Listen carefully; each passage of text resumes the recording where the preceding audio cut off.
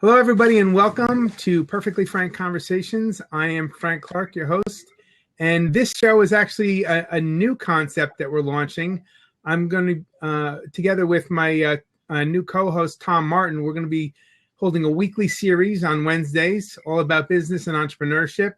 And we have not finalized the name yet. We're tossing a couple of names back and forth, but it'll be like Business Lunch with Tom and Frank, or in fact, we're having a contest for the new name. Frank is giving away a car. It's fantastic.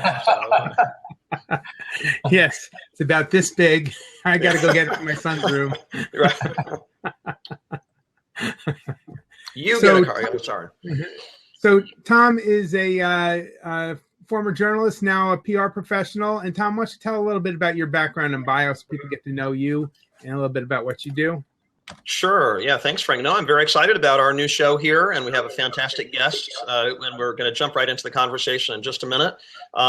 As for myself, I work in the field of public relations, and I love working with authors and entrepreneurs and speakers and different kinds of experts, sort of a big emphasis on individuals, solopreneurs, and I know that's going to be a big part of our conversation today also. And Frank, like you said, I spent a number of years producing stories for Diane Sawyer and Charlie Rose at CBS News and ABC and CNN, and even for the Food Network, and a real assortment of different things. Good Morning, America. Exactly, yeah, and I love sort of delving into a variety of topics. It's very, very fun and stimulating, and I love helping people tell their stories and connect, with the world. And these days, I'm helping people with PR campaigns to get interviews, and I'm doing some PR coaching. People who can do most of it themselves, but want a little, feedback from somebody. So it's all good. But that's me. And is this a good time to introduce our guest today? Yeah, so I'm excited that to be working with Tom. I've known Tom for several years now, and he's introduced me a lot of fascinating, interesting people, and delighted that Tom has brought to the table another extraordinary guest. And I'm going to let Tom introduce our guest for today, Tim Askew. So go ahead, Tom. Great. Thanks, Frank. And I'm thrilled that my buddy Tim Askew can join us today. Tim is founder and CEO of a firm called Corporate Rain. You can find them on corporaterain.com. And, these days there are probably millions of blogs out there. I mean, I write a blog, my dog writes a blog, everybody writes a blog. And one of the best blogs that I've ever read week in and week out is Tim's blog, which is all about entrepreneurship. One recent one focused on what business people can learn from P.T. Barnum, my Connecticut ancestor here. That was a great article, by the way.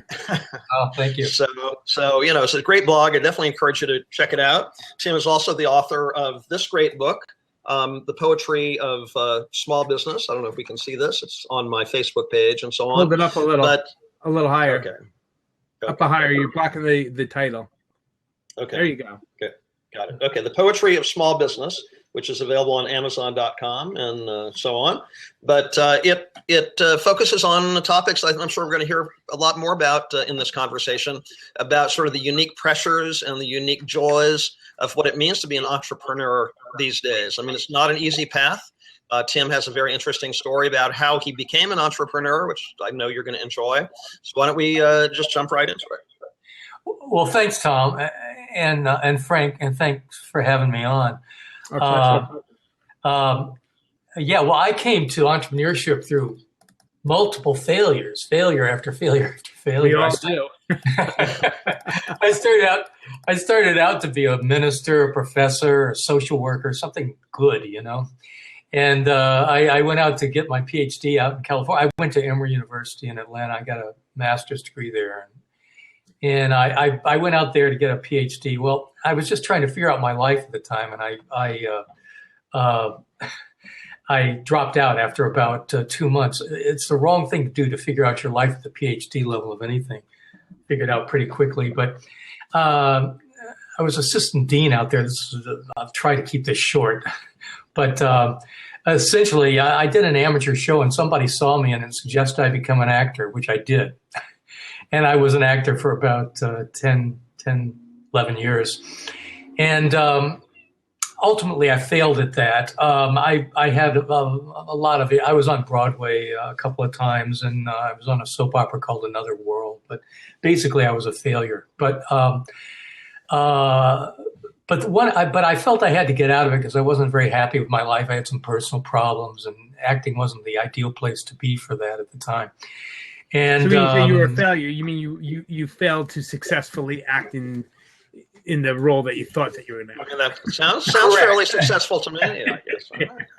Yeah, I mean, I lived mostly on unemployment and bartending, even though I had some fairly significant jobs as an actor, but I wasn't happy with it, and for a lot of reasons. But I studied opera for about 2 years. I totally failed at that. I tried to become a Broadway producer.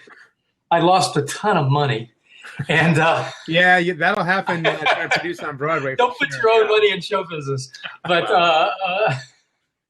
that's a powerful lesson right there. But one of the interesting, I'm skipping a whole lot through here, but there were about 5 different things. I was a tennis pro for a while. I was a dishwasher. I did a lot of things. But one of the things when I was trying to become a Broadway producer and losing this potload of money is I was surprised because I come out kind of out of the arts and in my life experience, and I thought what I'd be interested in would be the casting and the directing and all that kind of artistic stuff. And what surprised me is that the stuff I found most creative was the financial stuff. Now, I have no background in business. I have no background in anything relating to business, but I somehow found it very interesting. And I found the financial people to be much more creative than the so-called creatives. That's an air thing, if you can get it in an air quote. Anyway, well, I basically went under, lost a ton of money, as I said. But at the time, I was living with a very well-off woman, and we went to a lot of benefits together. And I met some pretty high-level people, CEOs and stuff like that. When I went under again, one of them asked me, "Well, why don't you don't have anything else to do? Why don't you come work for me doing this, approaching some people I want about, a multi-million-dollar project?" And I said, "Well, you mean you want me to be a salesman?" I said, "What's that, like a used car salesman?" He said, No, I just want you to represent me because I think you do well with this. These are very wealthy people, and I just think you have the kind of personality they'd be comfortable with and feel on a peer level with. They'd feel at ease. So I said, "Well, okay. I mean, I have no experience in sales or in business. I never even took an economics course in college, but sure." Well, lo and behold, I was great at it. And this guy that you hired me started passing me around and doing these very high-level, discrete sort of sales projects. And from that, I eventually founded my company, again, with no background in business at all. I started looking at what I did well and hiring people who had the kind of broad life experience I did mostly and who shared my values. I started my company, though, probably on a different basis than a lot of people do. Well, I guess I should say this. I was an addict. One of the reasons I left acting was because I was an addict of several kinds. And I went through a recovery process, which, you continue your whole life, including now, even though I'm many, many years away from actively practicing addiction. But it's I decided that I wanted to have a company that first and foremost would make me a whole man, would make me a full person.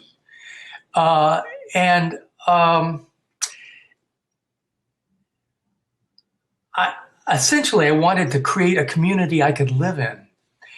And I found this wonderful thing called entrepreneurship where you can actually do that. Right, you can create your own private Idaho. And one of the things this book is about that Tom so kindly held up, The Poetry of Small Business, is about an alternate currency for business, particularly for small business, which is what my experience is. I wouldn't even say expertise since I just made up everything I've ever done. But That's how we all do it out here in entrepreneur land. That's the way it goes. Yes, You make it up as you go along until you get it right. You keep on failing until you succeed. Well, I know I'm sure you're going to address this, but one of the things that comes to my mind, and certainly when I've read many of your blog posts, is I understand how the entrepreneurship or creating a company or being in that community, like you mentioned, would give you opportunities to develop as a person, the many facets of what it means to be a person. But also, as I often read in your blog, entrepreneurship is filled with all these kinds of pressures, and so if you were dealing with different kinds of addiction, it seems like that might be putting a lot of pressure on yourself at the same time, right?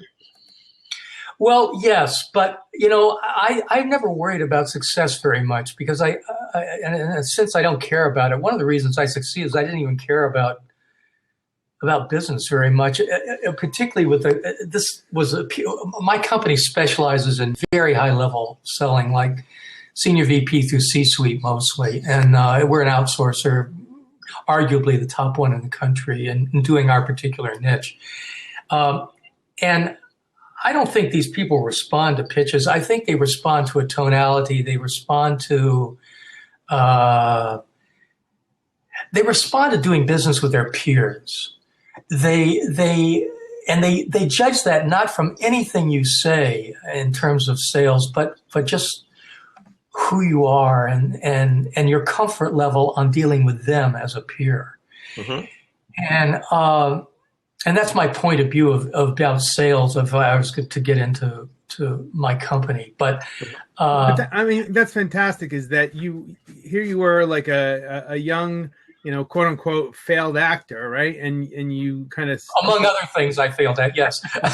and you stumbled into this opportunity with this high level company, and then next thing you know, making up as you go along, failing along the way, you built it into an extraordinary company and an extraordinary business. Well, it's a good company. Again, I tell my people not to worry about success, to worry about telling the truth. I'm the rainmaker for the company, and my point of view is that it's my job to bring in cutting edge companies, good companies who share our values. We try never to work with people who don't share those values, and that's our beginning point. Which is simply to tell the truth. To me, that's all sales is telling the truth, but telling it fiercely. And I love that. I love that right there. That's like tweetable right there. # tell the truth fiercely.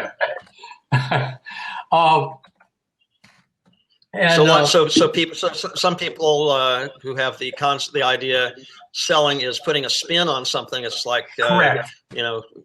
In the political scene these days, I hear the phrase "con artist" being thrown around a lot. So some people equate salesperson with con artist, but it's all. Right. But I love what you're saying about telling the truth. It's great. Right, and if you do that from the beginning of the process, and again to help my people, and I never hire anyone who isn't better than me, and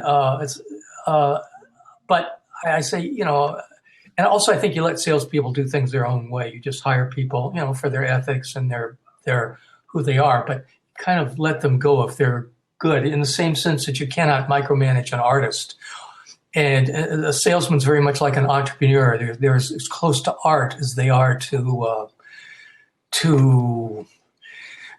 creating filthy lucre, as it were. Well, but it is a very creative process because, like you said in the beginning. You had to make it up as you went along. You didn't really know the rules. You weren't trained in business at the outset, so you didn't have a choice. You had to make it up as you went along.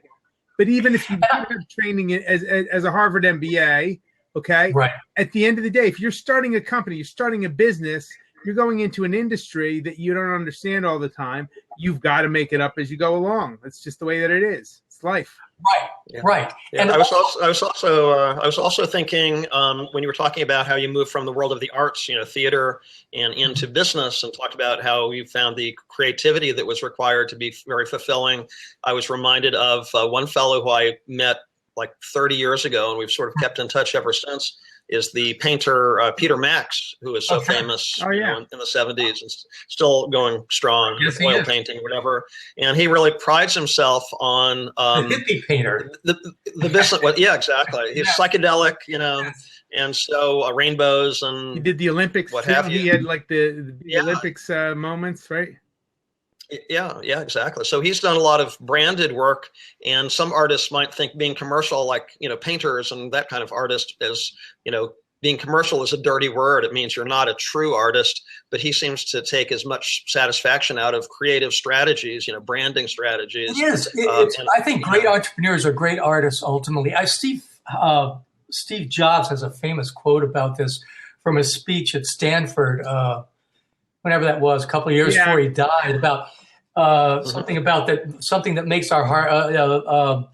It's not technology, but the combination of the liberal arts and art. And I forgot. He talks about how he had dropped out of school, but he was auditing different classes.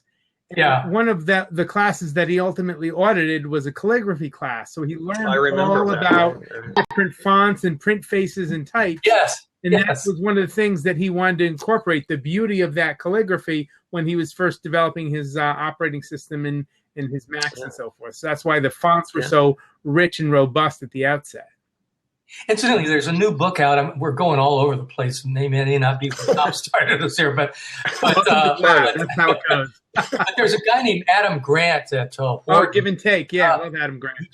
Right, Give and Take. But he's just written a new book that's fabulous. It's very much about this. It's very counterintuitive, much like Malcolm Gladwell's An Outlier, some of that stuff. He talks about, I think it's called, what's it called? Well, anyway, it's about creative people, and it's if you're interested in business and creativity, it's really a very readable, easy book. But anyway, where were we? The creativity and how you found that in when you started your business. Oh, I know something that Frank said a minute ago.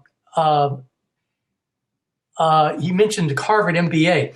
I have a strong feeling that business schools should be burned to the ground, essentially, and forced to start over, particularly if you want to be an entrepreneur. I think business schools that claim they can teach an entrepreneur are utterly wrong. And the reason being the really creative entrepreneurs I know don't come out of that. If anything, there's a confinedness to training that way that goes against the new, that goes against the creative.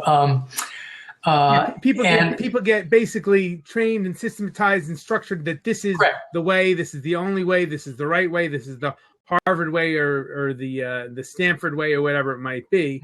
But at the end of the day, like we said before, in the real world, you got to make stuff up as you go along. Because let's say you're going along in your career and you're an investment banker, you're at one of the big consulting firms out of Harvard. Right. And next thing you know, you come into this situation with this client, and you see an opportunity, and you've got to all of a sudden make a decision. Like, do I leave my lucrative career and what mom and dad wanted me to do, and just throw it out there and become an entrepreneur because they don't have any funding and they don't know what they're doing, but I know I could help them, or I could develop this idea. And then guess what? Even with that Harvard MBA, you're going to be making stuff up as you go along because you're in a whole new world. That's right. I think. I mean, what I would if I ruled the world, I would if we're going to have business schools, I'd make them. I'd make them study. I would not allow anybody to study anything related to business the first year of business school. We have them study poetry and philosophy and music and history, anything that makes you think and gives you a rubric from which to view the world and to know where you fit into it in terms of who you are. And again, this goes back to my feelings about being in creative business, which good entrepreneurs are. Well, I would agree that it's important, those parts of it. I would also say what I would have people do is, rather than, go out and just study business and study marketing and finance and accounting, is go out and start a small business, start something, do something, right? Mm-hmm. Even if you start a lemonade stand at Harvard Business School. To get real world experience. Yeah, get some real world experience. How can I turn this into a business? How can I make it make money? How can I hire employees and delegate and create systems so that this becomes like a steady income source, right? And there's all kinds of ways you can reinvent lemonade, even a lemonade stand. Right. With your lemons, in my case, the lemons of my failure. Right. But one thing I want to go back to one thing, the way Tom started this. I have one thing my book is about is that I think people don't view it this way. I mean, people view entrepreneurship as a way of possibly of affecting the world for good, which is great. But I also think entrepreneurship is a great way to create yourself. It's a place where you can. It's a vehicle for meaning. And for where you were going when we talked about this the other day is not just for meaning, but a vehicle where you can,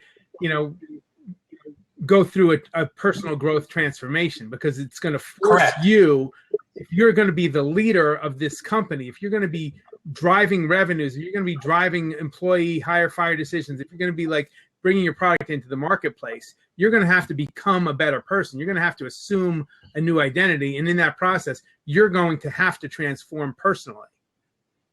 Yes. And not just a better person. I mean, assuming that would be true, but who you are, becoming your real person. Mm-hmm. And I mean, one of the reasons I established my company is I think I'd be fired in a New York minute if I went to work in a corporation. I have one of these faces that, people know what I think. I mean, even if I wanted to be a liar, I'm not one of those people who does it easily. So in a sense, I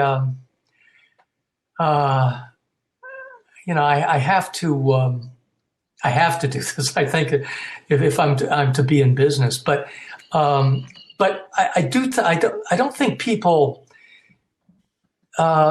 take advantage of or think sufficiently about the opportunity for personal growth. That I think it's the one place where freedom still pretty much exists in our society. It's getting harder, but where you can, as I said before, create your own private Idaho based around your values. Mm-hmm. And that's what I've done. And it's just kind of almost accidentally worked for me, kind of maybe in a karmic sense.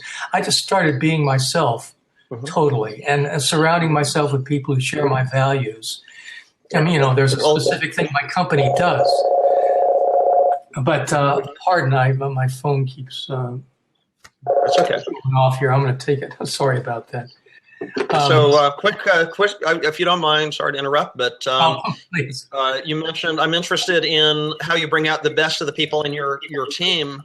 I know you said that you started your business because it could be a community. You could evolve and grow as a human in terms of what matters. I mean, that's the subtitle, Search for Meaning, like the subtitle of your book. Right. And how does that relate to the other people that are part of your team?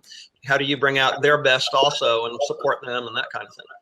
Well, my company is based purely on culture, which is I want people who care about the world they live in, as well as, and I want them to care about our clients, of course, but equally, I want them to care about our clients, potential clients. That's what people hire us for. I mean, really care about them and see themselves as educators as much as any sales process. I mean, assuming that you have an honest and good product to sell. And we try only to have that. One of the reasons we have a good reputation is we don't lie down with dogs. It's and long term, goodness is the most selfish way to be. Danny Meyer puts it this way. He says, it is in our self-interest to be good. And I love that. Danny is a wonderful guy. You might be interested in having him on sometime. But I agree 1,000%, because one of the things in business or in sales specifically, and people are talking about this all the time, is that people want to do business with the people that they know, like, and trust.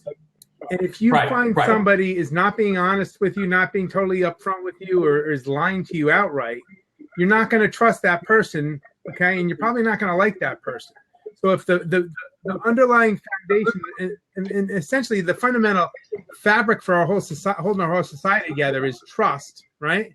You trust that people are going to drive on their side of the road. You trust that people are not going to serve you poisoned food when you go to a restaurant. You trust a lot of people. But when somebody violates that trust just once, just one time, you're never going to want to do business with that person. You're never going to go back to that restaurant. You're never going to want to go back to that company, whatever it might be. So absolutely, honesty, integrity, telling the truth is the fundamental fabric holding business and entrepreneurship together. And if you can control your character by focusing on those things, you can never control your. But Frank, you have to know your character before you can be consistent with it. And I think a lot of people who study business, again, in business school stuff, don't think enough about finding out who they really are, because that's where you really begin. And anyway, I don't want to get preachy here, but I obviously have some strong opinions about. Well, I agree with your strong opinions. Well, I was curious. I have another question for you, actually. When Frank and I were talking about the focus of our show, I think we want to create a show where it really serves entrepreneurs and responds to the questions they have about what it means to be in business. Like you say, the search for meaning. And I'm just curious if there are certain themes or questions that people have come to you for. They read your book and they say, wow, I've never, it was such a relief to hear someone addressing this, because like you said, there's so much that they don't talk about in, an official business school. Because it can be kind of lonely as an entrepreneur, I believe. It is. That's Tom. That's a good point. It is. Well, it was fucking lonely to be an entrepreneur. It really is. Because you can't really talk to your wife about it. You can't really talk to your employees about it. It's not appropriate, about every insecurity in the world or what you're going through personally. It's hard. There's increasingly an attempt by people to have more community. I mean, I found Inc. Magazine has a group called the Inc. Business Owners Council, which I have been a member of for years. I was a member of there are a number of EOs, one of them. EO, I was a member of EO for a few years. And there's also like YPO, which is a good one for YPO. Yeah, but even with that though, you're still alone more than almost any other thing, and it's fucking scary. It is. It is. It's terrifying. I mean, especially terrifying when you've got the lives of people that you have brought into this thing, right? Your employees, let's say, or even your vendor suppliers or whatever. And if you're struggling to meet payroll, in a month or something like that, you're running low, you're not getting the sales that you have, you're scrambling, because it's like, those people are trusting you to pay their salaries so they can feed their families. And a lot of people, live paycheck to paycheck. So if you're struggling and you can't pay somebody 1 month, it's just like, that's a tremendous amount of pressure to have on you all the time. It never goes away.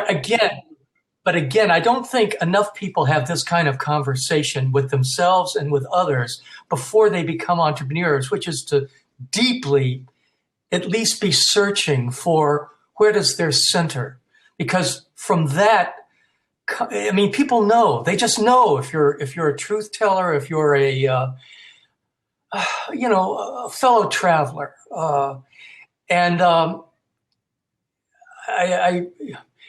are a million ways you can come to that. I'm not saying, but I'm saying that entrepreneurship, people don't talk enough about its validity as an alternate currency of the spirit.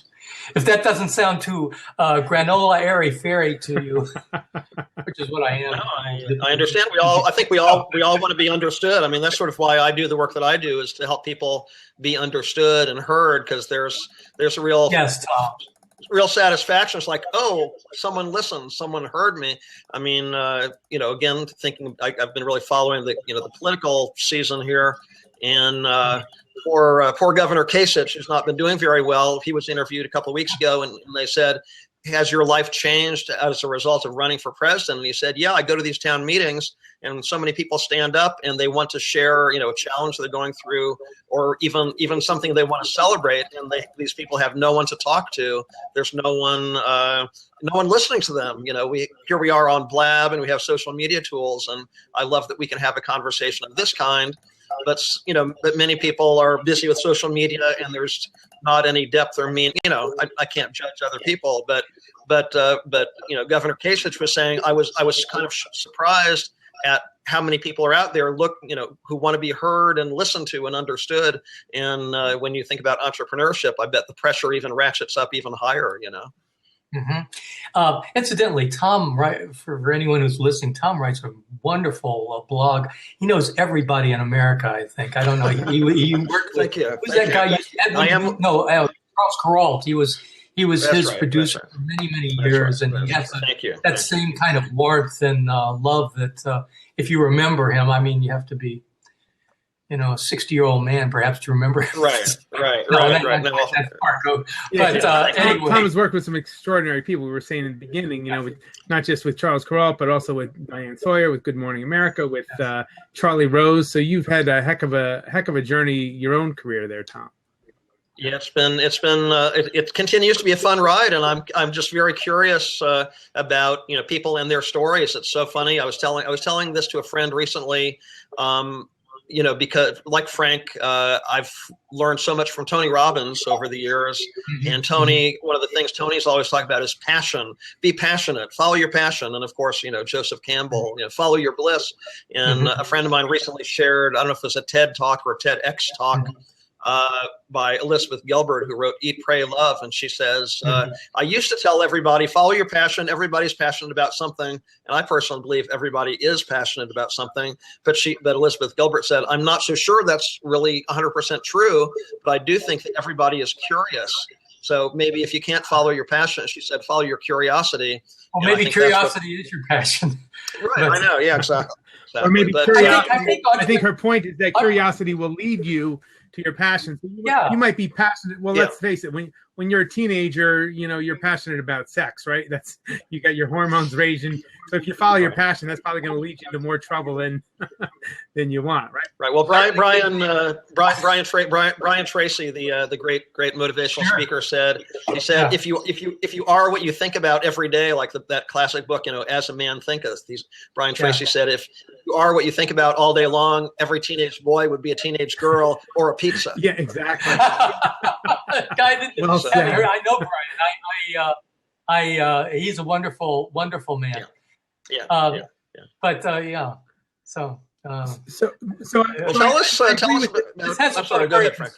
A very systematic conversation, but it's great. Well, that's the beauty of Blab, is that it's a lot more free flowing over here, and it's a lot looser. So people, the whole platform, what it's dedicated to is conversation. So the premise of it was that the people heard people talking in Starbucks, and they thought the conversations were fascinating. They're like, you know what? Everybody should be able to listen to conversations that other people are having from anywhere in the world. And that was this platform. Yeah, like being in a restaurant and say, God, I wish I knew that person. He sounds so interesting. Yeah. So now, Frank, I just want to jump in and say, I like Frank. Did you see what our friend Catherine wrote here? I like what she contributed to the conversation. Well, that's what I was just going to say. So here we are, the three of us in three different locations having a conversation, and Catherine in a fourth location saying, purposeful passion that adds value to others and is not all about me. Amen. Amen, Sister Catherine. I agree. No, I love that. So that's kind of the beauty of it, and it can be a little bit more free flowing. And I'm sure, Tom, when you were with Good Morning America and when you were with Charlie Rose and Charles Kuralt, things were very much more structured. There was a system. You had the questions were researched. You went through the process or whatever. And in the process, you stuck to the business and you got to a little bit know probably more about the business. But here I feel like people are connecting with who you are as a person more. So I'm trying to draw out who you are as a person. What was your path, and then, what do you like interacting with? What is your business model? So it's centered on character. It's centered on telling the truth. Right. It's centered on you made it up as you go along, and you wanted a place where you could that tells me so much more about your business and about you than if I just started asking you about, what's it like to work with Harvard and Columbia Business School? What's it like to work with AT&T and Mercer and Marsh and all these big companies, PBS?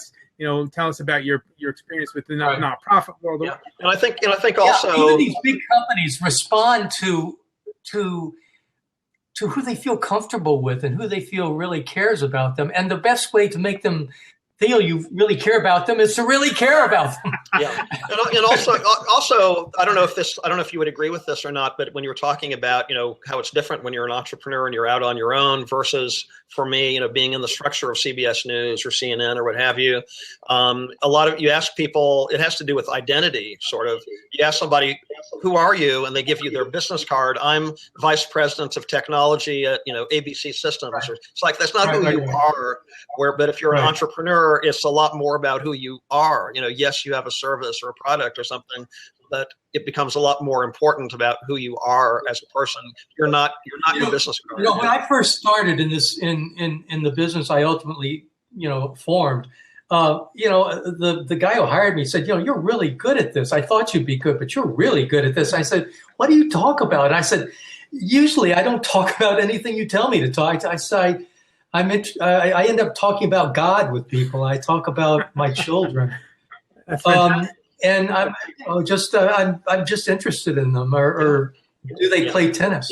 Yeah, well, it's interesting. It's funny. I've started to do a bit more blogging myself, and a couple of weeks ago, I wanted to write a blog, or I did write a blog about customer service, and so of course I was reading about Tony Hsieh and Zappos, and of course, as you both know. Yeah. There's no quota like, hey, phone operator, you need to be off. You have to finish a call every 4.2 minutes or something. It's like there's no quota. You can be on the call as long as you feel like it because you're a human being.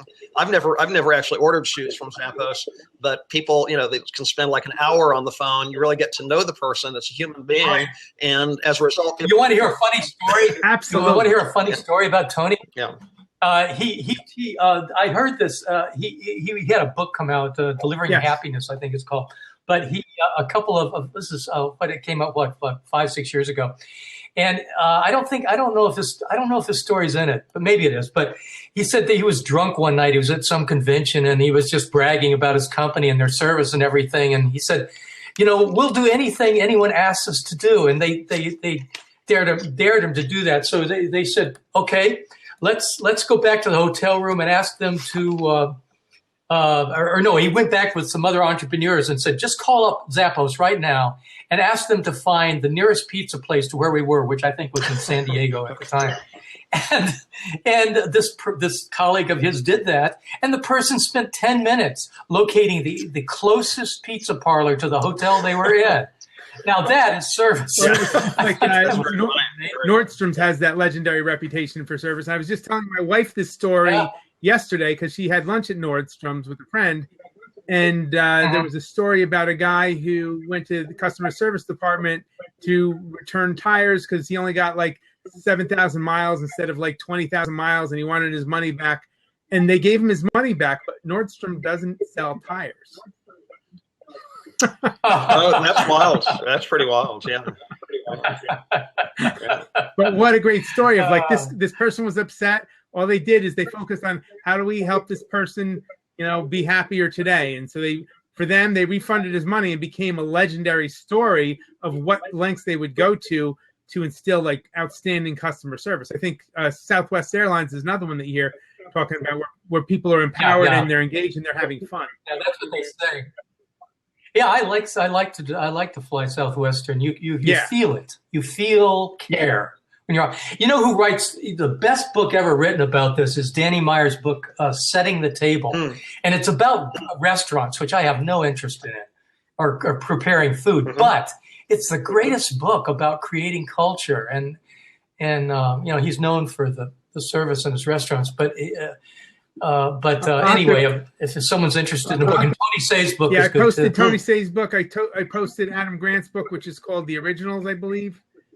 The Originals, yes. I'm sorry. I'm going to write about it next week, and I can't even remember the name of it. I can't wait to read it because I read his first book, Give and Take, which is all about developing into your schedule a philanthropic bent so that you're doing something good, Correct. Not just because we all need to help the world and give back, but it actually helps you feel better about who you are as a person, and kind of recharges your emotional batteries. Yeah. And that along those lines, as far as personal development, I know, Tim, as you know, both Frank and I are very interested in different, speakers and workshops and personal empowerment and development ideas and so on. And I know that you've spent some time. I don't know if you would want to tell us about, was it Tracy Goss, the coach who you've worked with, and what that experience was like for you? I mean, are you still evolving as an entrepreneur, or do you reach a point where you say, I think I got it? Or is it always like Tracy Goss is a kind of guru type. She, but I got a lot out of her. One of the things I kind of came away from her workshop, she wrote a book called The Last Word on Power about 10 years ago. It's quite lovely. But she talks about giving up everything you do well. Throwing it out the window, and starting out, get rid of everything that you do well, and start with the impossible. And it's a fairly radical approach. I don't feel I could do justice to her right now by with our limited time here. Yeah. But it's again a book that came out about 10 years ago. But she's a very interesting woman. And I studied with her, took a couple of her workshops, which are quite demanding and expensive. Okay. Another question, sort of, I guess, perhaps unrelated, is: have you found, just like you said, most MBA programs aren't a perfect natural setup to be an entrepreneur. Have you found the world? Okay, I believe you. I've read your comments. There's about a few except Babson's an exception to that, I think. Although I've never been up there. Even program up there on entrepreneurship. Yeah, and even Harvard Business School is trying to. The problem is, every professor they have is trained and knows how to basically feed the corporate machine, and you can't just box these skills and just say, okay, we'll say this applies to entrepreneurship. Entrepreneurship defies that. It defies being boxed like that. It's an irrational process in a sense, and it's closer to art than commerce in that sense. And no, I definitely hear you. Where I was sort of going with this thought is my friend Chris Brogan wrote a book last year, I guess it was, called "The Freaks Shall Inherit the Earth," and he talks about we live in an age now where if you're a bit unusual or eccentric, or you don't need approval, from the corporate machine, entrepreneurship could be just right for you, because you can express your individuality, find a like-minded community that you can serve, and that kind of thing. And I see that one of our guests joining us focuses on the field of disability. And Tim, you've been to the Prospector Theater here in my town, so yes, wonderful organization. I think a lot about disability rights also, and so maybe entrepreneurship is an area where you can really be yourself. You don't have to worry so much about discrimination, although maybe you do. I don't know, but I'm just curious your thoughts on that topic. Well, you know what Jeff Bezos said when he was starting Amazon, that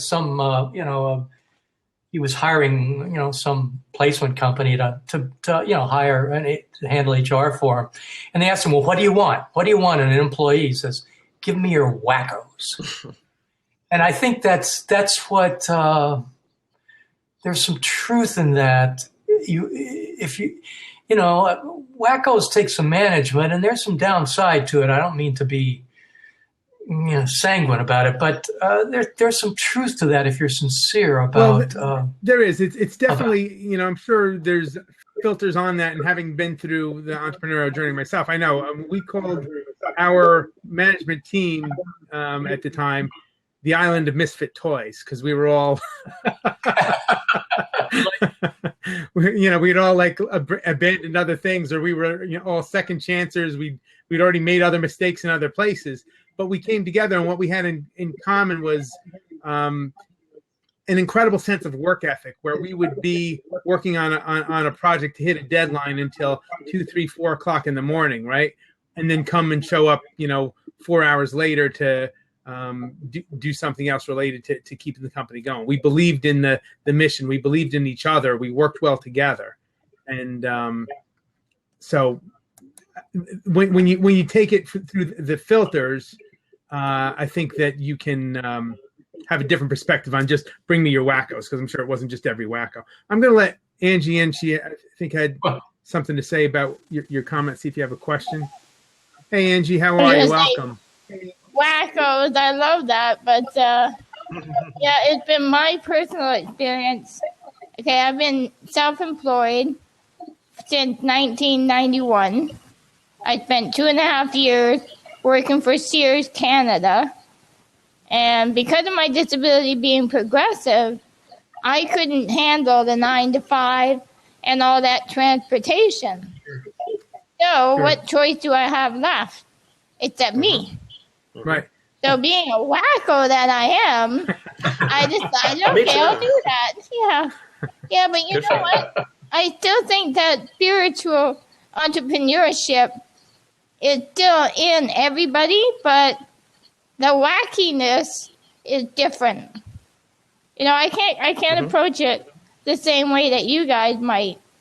And the spiritual path is different for everybody as well, because you're going to have people from different religious and spiritual perspectives. So, I think what Tim is saying is that you've got to go deep within yourself and discover that spiritual path for yourself, and allow that to foster. Just like America was founded on a principle of religious freedom and freedom for all, right? You've got to allow for that and allow that freedom for all, and not enforce your religious or spiritual views on anybody so that they conform to your vision of a company. I think that's but I was thinking more along like we worship money. Yeah. Well, if people are worshiping money, they're probably not the people that you actually want to have working with you in your company. Because then they ask too much money, you can't afford them. Right, exactly. All right, well. But no, sorry, what was that, Frank? Did you have a specific question? Because we want to get back to hearing from Tim. Well, yes and no, because I just didn't know exactly what your topic was from personal transformation, but for me, going from a 9 to 5 to being an entrepreneur, is that what you're trying to get across, that idea? What it took for me to go from there to here? Well, in a sense, more or less. Yeah, we're talking about the entrepreneurial journey and how it's different for everybody, and we all go through multiple mistakes. But it becomes going through those mistakes, but by working hard to develop your company, you end up developing yourself in through a path of personal transformation. Correct. Yeah, I just and you should do it consciously. Say that again, Tim.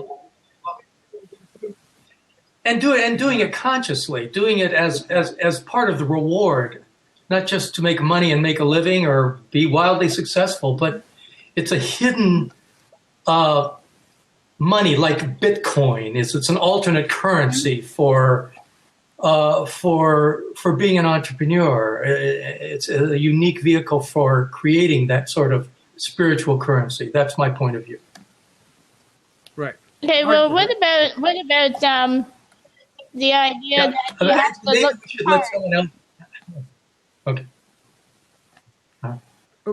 Tom fell out. What was the question? And then we're going to ask you to step out of the room. It's part of the transformation. For example, when I was working at Sears, they didn't really care about your appearance because you're on the phone, you're you were taking catalog orders. I didn't have to worry about being impersonable and make an impression other than being polite and courteous on the phone. So how important do you think Frig, I'm so tongue-tied. But your image and how you present yourself outwardly, how important do you think that is as part of your transformation? Well, it's very important, but you know, we could talk about a million things right now. Okay. But anyway, thanks for calling in and All right, responding. thanks, Angie. Thank you. Thank you, Angie. And I just want to share something on that. Sure. Oh, okay. Well, actually, I believe in. I just wrote. I write a column, if anyone's interested, for Inc. magazine. It's a weekly column. It's fairly popular. It's and I write about what gives meaning to entrepreneurship, the things we're talking about. And it happens that I wrote this week about the importance of thinking about what you wear and how not only how it affects other people, but also how it affects your inside. Like, for instance, there are times when I get depressed or when I just am not my best self. I'll just put on my best suit and come into work. I don't have any meetings or anything. And it just makes a big difference to me internally. And there's actually some research that shows this is true. And that's per what Angie was just saying. Absolutely. About, I don't know. One of the first business books I ever read was Just for Success by John Malloy. And it's got the catchy, grabby title, but it was far more than that because he went deep into the psychological underpinnings of appearance and how that impacts your interaction with business. So when you dress the part, when you put on your best suit, like you said, it makes you feel better. When you feel better, you know, you're going to stand up straight. You're going to have more confidence. You're going to feel better about yourself, and it's going to make a difference. And people make an impression of you in the first, you know, few milliseconds of seeing you. So if you're, you know, running around in a ratty T-shirt and sweatpants, people are going to think of you as not like a serious business person. I mean, unless you happen to be Mark Zuckerberg and have already made, you know, billions of dollars, then you can wear whatever you want. Well, I would say there's an exception to that, though. You know, if you want to brand yourself with a T-shirt company, then do that. I mean, dress and drag if it brands you, but just do it consistently with exactly thought. like Kiss, for example. Kiss was very, very thoughtful about their makeup and all that crazy makeup that they had. But Gene, the rock band Kiss. Gene Simmons has written a business book. He's a brilliant entrepreneur. He's got a very smart business mind, and it was all very, very deliberate. And you know, like you said, if you're going to dress and drag, do it deliberately, do it consciously, do it thoughtfully. Well, I don't know if I'm going to take this off on another little tangent here, but in thinking about what Angie was asking, it does remind me of the work I've done with this movie theater here in my town, the Prospector, that was built to provide jobs for people with disabilities, autism, Down syndrome, and many other disabilities. Right. And they have over 50 people with different disabilities working there as more than half their team, part-time and full-time. And so many of the people who work there are friends of mine. And Angie, if you want to send me an email note, I'll send you a link to the NBC Nightly News story that we did about it. But basically, I saw that. She's a wonderful. That's right. My friend Valerie founded the place because Valerie Jensen is this lady's name. I've met her. She's crackerjack. So she's eccentric and her own person and all that. But some people consider her a wacko, but I think it's the wackos that are making the difference in the world, right? What was that quote? Here's to the crazy ones, the dream. Well, that's what Jeff Bezos said to his HR company when they asked him what kind of employees he wants. He says, "Bring me your wackos." I love it. And so at this theater, a lot of the employees who have a disability of one kind or another are given the freedom to, they have a role, whatever their assignment may be, projectionist or concessions or, many other roles, and learning, many different skills. But having a role allows them to step up and show the world what they can do. Again, as my friend Valerie always says, it's what you can do, not what you can't do. And, as a result, I've seen people who might be a little shy or, didn't speak that much because they feel empowered. They feel a lot more confident to speak, express themselves. They start thinking about what they'd like to do in the future. I mean, if you just have a job bagging groceries because you have a disability and that's all you could get because of an 80% unemployment rate, you're not really going to be thinking about what's your 5-year plan, or, I'm happy to be here today, as limited as it may be. But I think that entrepreneurship can be a great way for people who don't fit in for whatever reason, whether it's a disability or whether they want to have pink hair or whatever it may be. That's just my opinion. So I want to mention, I'm going to give you a quick shout out. Tim's website is here. I just posted in the chat. It's corporaterain.com. And you should also subscribe to his blog, which you can get to through that website, which is corporaterain.com/blog. And the blog is called Making Rain, and I also write a weekly column for Inc. magazine. If they want to look that up. I'll look that up now. So I want to ask you a question though. Tell us a little bit about the book, The Poetry of Small Business, because I'm sure there's a lot of small business people out here on Blab that are going to be watching this. Tell us what your outcome was in writing that book. Well, I'd written this blog for quite a while, and people had suggested that I kind of systematize some of my thoughts. And so that's why I wrote the book, just to share my business philosophy and my own wacko-ness, if you will, but at least, and how I became an accidental success. The subtitle of the book is The Accidental Entrepreneur's Search for Meaning, which is kind of what my life has been about. Oh, thank you, Tom. And it's called The Poetry of Small Business. And I'll post that link for Amazon to the book here as well. And I just posted the link to your Inc. magazine articles. Okay, great.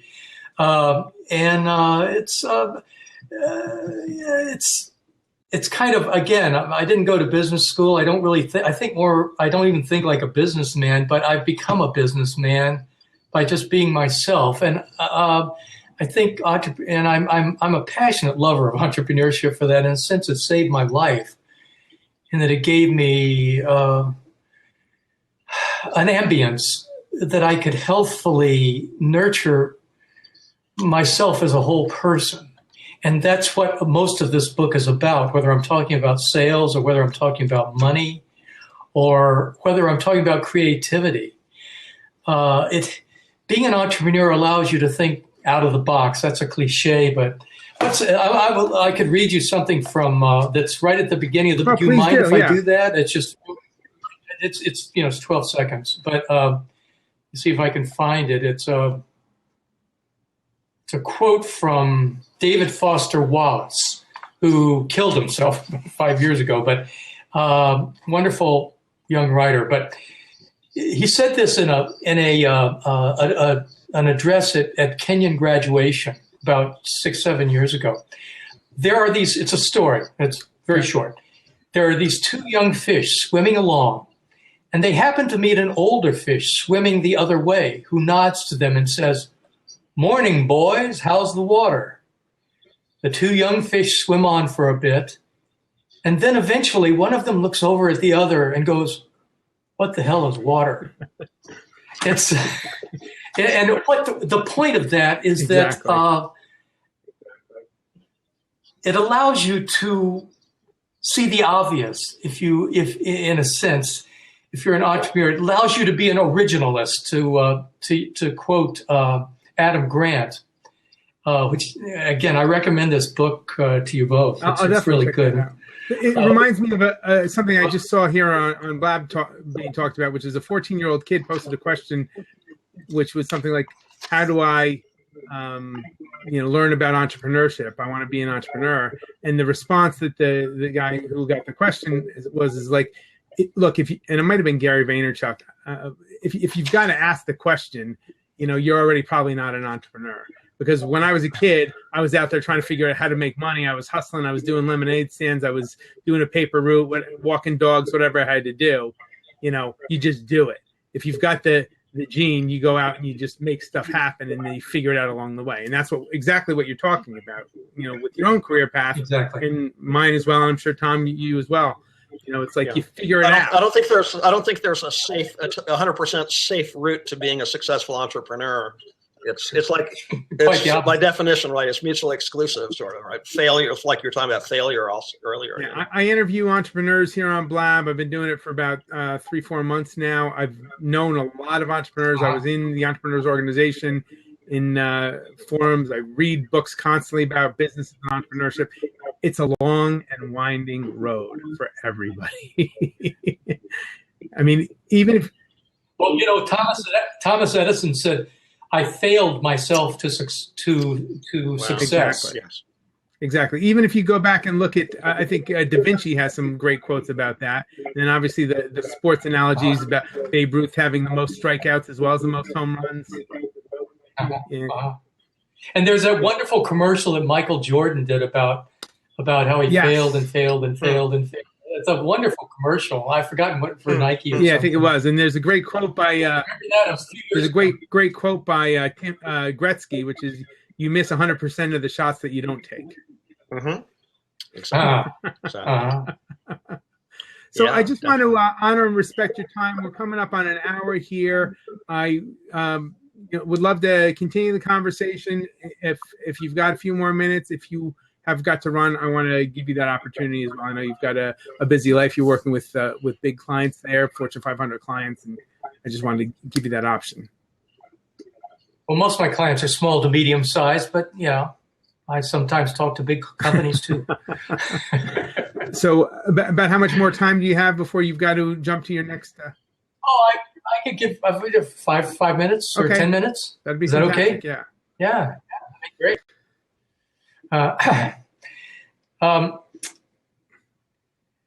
Let's see, where are we? So going back to, and again, you work with small and medium sized clients. You've also worked with the biggest clients. What differences do you notice when you're working with, let's say, Columbia Business School or with Harvard, or versus working with a smaller, maybe a startup type of a situation? Well, with a small company, you're almost always working directly with the CEO. And maybe even that's true of a medium-sized company too. But with larger companies, you tend to, at least my company works on a project basis for these. They call us in as a hired gun to accomplish something that, it's very expensive to set up a sales staff, and we know how to do it. And particularly if you need our niche, which is high-end executive sales, generally senior VP through C-suite. It's very hard to get that, and people who can do it well are very expensive. Sure. But the way we do it is we do everything up to, we talk money into the tens of millions for our clients, but the way we don't close, however, what we do is we'll do all that preliminary work and discussions with people, and even talk about how the sausage is made to a certain extent. But then we turn it over to the real rainmaker, let's say the CEO, or if it's a larger company, the VP of sales or marketing or one of their minions, whatever. That's how we do it. And it's a great sort of money saver, and more than that, energy saver, particularly if you're an entrepreneur, your hair's on fire all the time. And it takes a lot of creative energy just doing the compliance stuff and that you have to handle every day, and just, who wants to be doing that? I don't, anyway. I mean, some people are very good at administration. I'm very good at hiring people who do administration. Exactly. But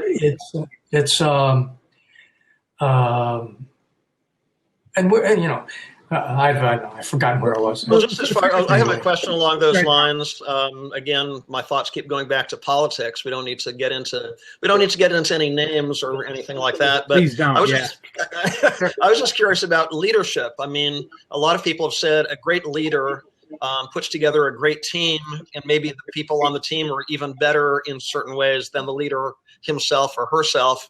And other people seem to have a need to really be sort of a dictatorial leader.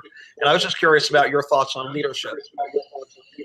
Well, I'm totally of the school. I mean, I personally, I every day of my life, I never even consider anyone who isn't better than me. Mm-hmm. And when I hire them, if you're not better than me, I don't want you. Mm-hmm.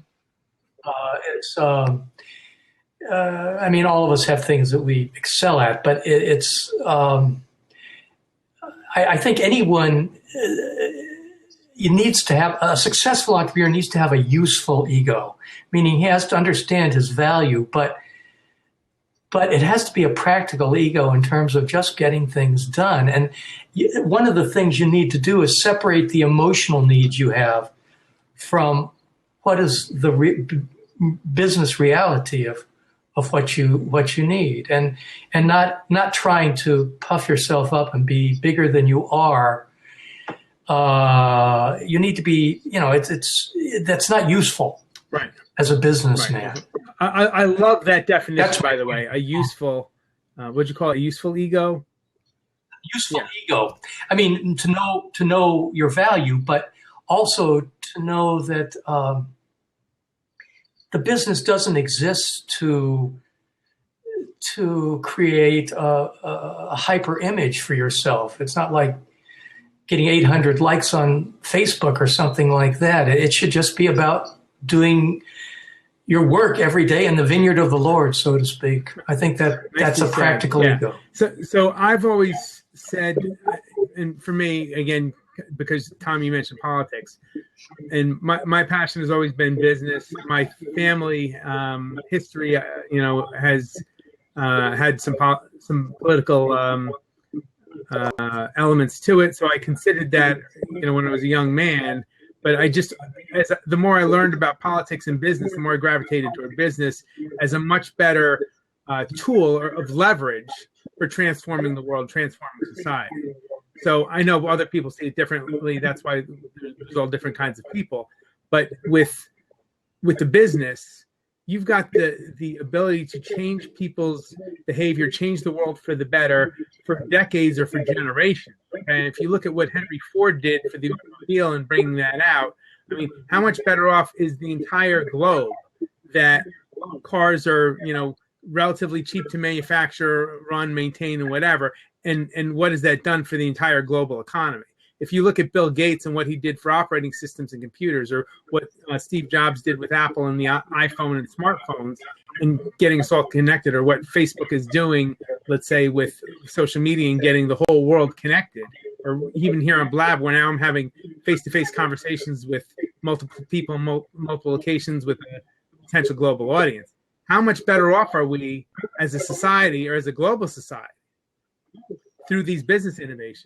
Yeah. That's right. Have you read Conscious Capitalism by John Mackey? No. It's a real good book, and he goes deep into the fact that that capitalism is ultimately the kindest social system, even though it seems like the most brutal. He makes kind of an Ayn Randian argument in there for the ultimate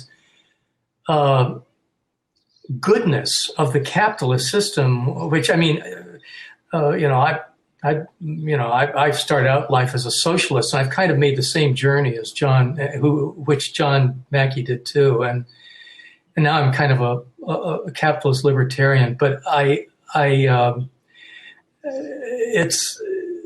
he puts the argument out there very, very eloquently, and I think you might enjoy it, Frank. It's close to your syllabus. Check that out. I just put it in the chat. Conscious Capitalism by John Mackey. And I've evolved. I mean, yeah. I'm a huge reader. Tom will tell you that. John Mackey's the CEO of Whole Foods. Oh, all right. Well, then I definitely got to read it because I'm also a big customer.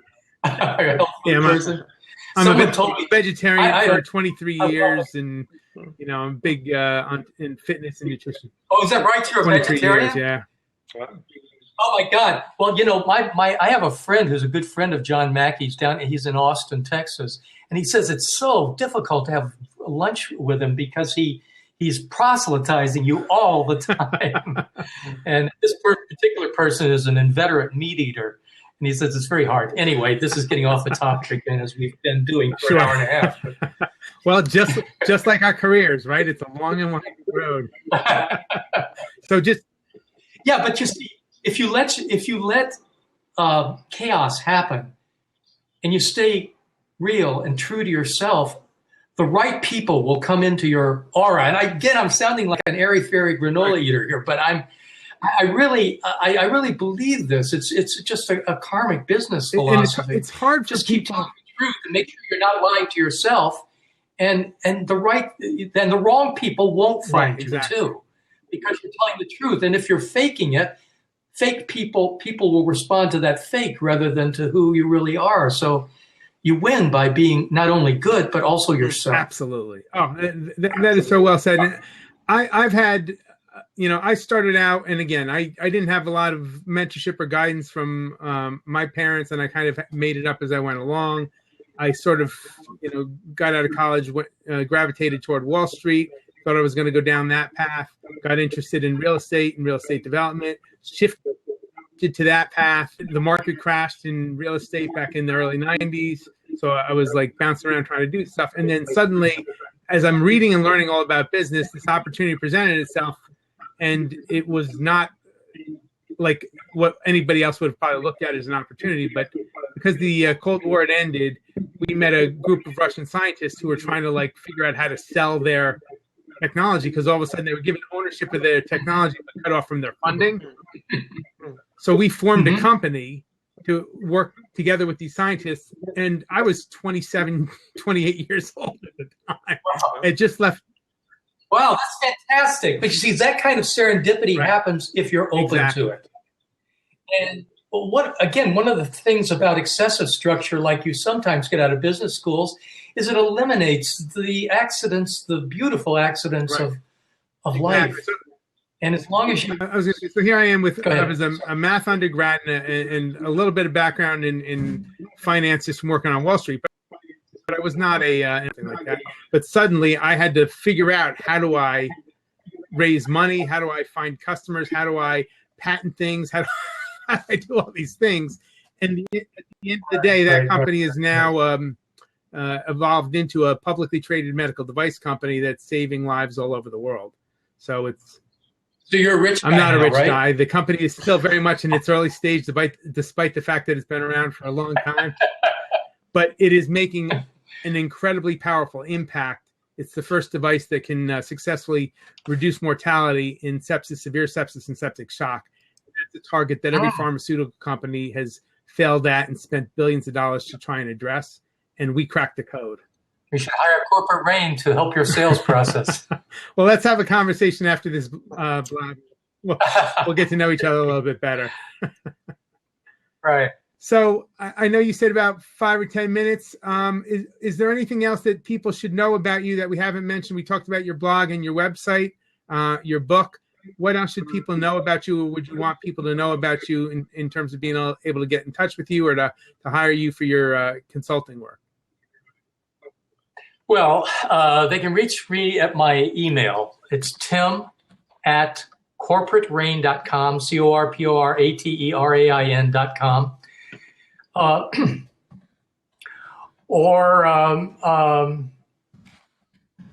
That's the best way to reach me, or you can reach me through LinkedIn or whatever.